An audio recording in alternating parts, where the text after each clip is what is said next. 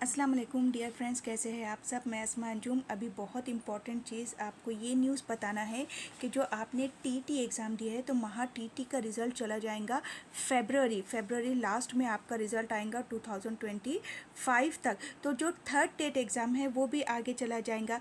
अभी आपको पता है, देखिए कि एक और फेज़ है शिक्षक भर्ती का, वो होने वाला है।